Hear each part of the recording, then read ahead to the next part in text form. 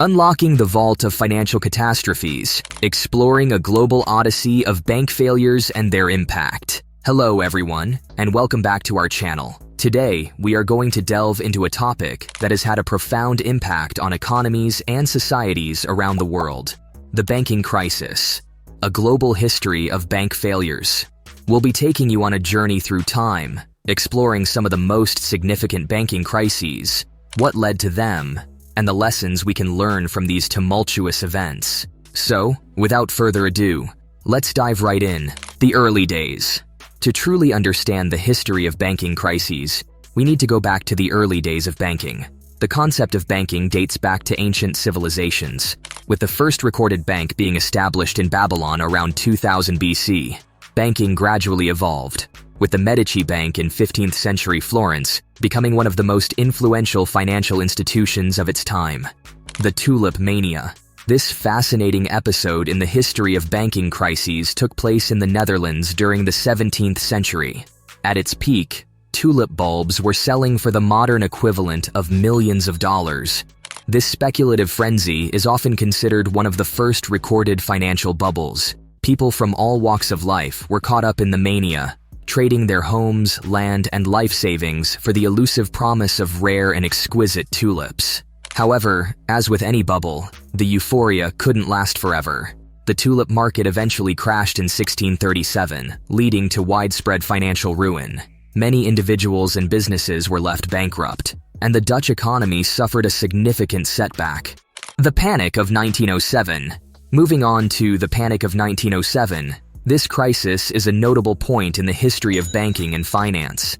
It unfolded in the United States and was marked by a series of bank runs and financial panic. What's important to understand is that the panic began when the Knickerbocker Trust Company experienced a run on deposits due to rumors of insolvency. This triggered a domino effect, and a wave of bank runs ensued, threatening the stability of the entire banking system. The Panic of 1907 had severe consequences, leading to the stock market's decline by almost 50%. People lost their savings, and the economy teetered on the brink. To resolve the crisis, a consortium of bankers, led by J.P. Morgan, intervened to provide liquidity and restore confidence. This event underscored the need for a more formalized central bank system, eventually leading to the creation of the Federal Reserve System in 1913, which plays a crucial role in financial stability and crisis management to this day. The Great Depression. The Great Depression of the 1930s was a defining moment in the history of banking crises. It was triggered by the infamous stock market crash of 1929, which wiped out substantial wealth and investments. However, the banking sector's role in exacerbating the crisis cannot be understated. As the stock market crumbled, numerous banks that were heavily invested in the market faced insolvency, causing a domino effect of bank failures. The consequences were catastrophic. Businesses shuttered, unemployment soared, and people lost their homes and life savings. In response, the Glass-Steagall Act was enacted in 1933 to separate commercial and investment banking activities, reducing the risks banks could take with depositors' money. The Federal Deposit Insurance Corporation, FDIC, was also established, ensuring that bank depositors would have their savings protected, thus averting future bank runs and crises. The savings and loan crisis. Fast forward to the 1980s, and the United States faced another significant banking crisis, the savings and loan crisis. This crisis was the result of reckless lending practices by many savings and loan (S&L) institutions. They engaged in speculative real estate investments and risky loans, hoping for quick profits. However, when these investments turned sour, many S&Ls found themselves insolvent, causing a massive financial crisis. The repercussions were severe, with taxpayers ultimately bearing the burden of the S&L bailout, costing billions of dollars. This crisis prompted regulators to enact the Financial Institutions Reform, Recovery, and Enforcement Act, FIRREA, in 1989, aimed at reforming the S&L industry and preventing such a debacle in the future.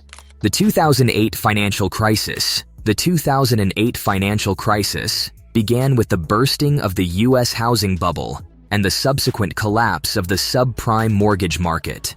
What followed was a cascading effect that led to the failure of major financial institutions, including Lehman Brothers. As these banks faced insolvency, panic spread throughout the financial system, triggering a global recession. In response, governments around the world initiated massive bailout programs to stabilize their financial sectors. In the United States, the Troubled Asset Relief Program, TARP, was enacted to provide capital injections to struggling banks. The crisis also prompted regulatory changes, such as the Dodd-Frank Wall Street Reform and Consumer Protection Act, aimed at preventing such a crisis from happening again. Lessons learned. Reflecting on these historical crises, we can glean several essential lessons. First, prudent financial regulation is essential to prevent reckless risk-taking and to ensure that banks act responsibly. Second, the role of central banks as lenders of last resort is critical to maintaining financial stability during times of crisis. Third, financial diversification and risk management, both for banks and individual investors, are vital in avoiding catastrophic losses. As we examine these historical banking crises, one common thread emerges: the need for financial responsibility and accountability. The role of central banks. Central banks, such as the Federal Reserve in the United States, play a pivotal role in stabilizing economies during crises. They have the authority to act as lenders of last resort, providing essential liquidity to financial institutions when they face liquidity shortages. This intervention can help prevent bank runs and financial panic, as we witnessed in numerous historical crises. However, it's crucial to strike a balance between providing support during crises and avoiding moral hazard. Moral hazard occurs when banks or institutions take excessive risks, with the belief that they will be bailed out by the central bank or government in case of failure. Striking the right balance between support and discipline is a challenging task for central banks, and it remains a central topic of debate in financial circles. Diversification and risk management. Diversification is a fundamental principle that individuals and financial institutions must heed. Spreading investments across different assets and sectors helps mitigate the risk associated with any single investment. The failure to diversify played a significant role in some of the historical banking crises we explored. Investors who put all their resources into a single asset class or market were left vulnerable when those investments turned sour. Effective risk management goes hand in hand with diversification. Both banks and individual investors should have robust risk management strategies in place. This involves setting limits on how much risk one is willing to take, conducting thorough due diligence before making investments, and being prepared for various scenarios. Proper risk management can help prevent catastrophic losses and ensure financial stability. The history of banking crises is a powerful reminder of the need for responsible financial practices, effective regulation, and crisis management. While it's impossible to eliminate all financial crises, we can mitigate their impact through prudent measures and a better understanding of history. If you found this video informative and thought-provoking, don't forget to give it a thumbs up and subscribe to our channel for more amazing content. Thanks for watching, and we will see you in the next video.